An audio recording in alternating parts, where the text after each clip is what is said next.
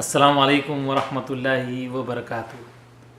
Ramadan is coming, and you all must be excited about having open house on your places, at your homes, inviting your neighbors from right and left, or maybe from across the street. You can invite one family, or you can invite a couple of individuals who are non-Muslim, and they know you, you know them. When you're inviting, you don't really need to know them, because you know they know you, that you are living in their neighbors. So go out, knock the door, right or left or across the street, and invite them. Invite them over iftar, and use word iftar purposely. When you use word iftar, they must ask you what is iftar. It will give you an opportunity what iftar is all about and why you are inviting them. This will break the barriers between you and them. And once you invite them again one day before. Go out to them again and remind them. A friendly follow up, friendly reminder will be good for them to make sure that they are coming. Give them time so they can arrive 30 minutes earlier iftar. So you can sit with them, talk to them, introduce your family members, and introduce and show your house.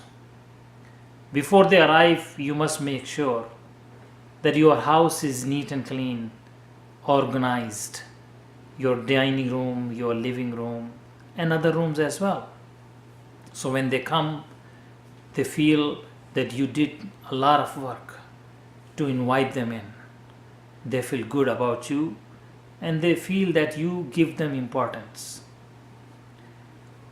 After you inviting them, when they enter into the house, make them sit comfortably and wait for iftar, and during the wait, discuss with them personal matters, family matters, neighborhood matters, and you might get a chance to talk and answer their questions about Islam and Ramadan.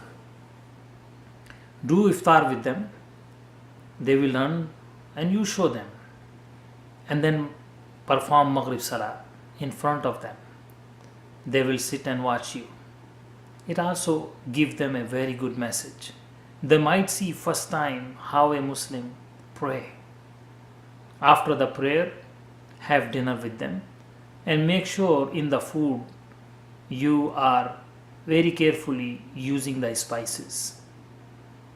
After the food, offer them to sit with you some more time if you have time, and offer them a cup of coffee or tea.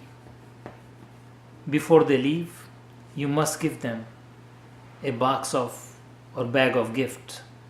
In the gift box or bag, you must have a copy of Quran, some brochures about Islam, a barrel of perfume, or some pieces of fruits, dates, or other kinds of fruits.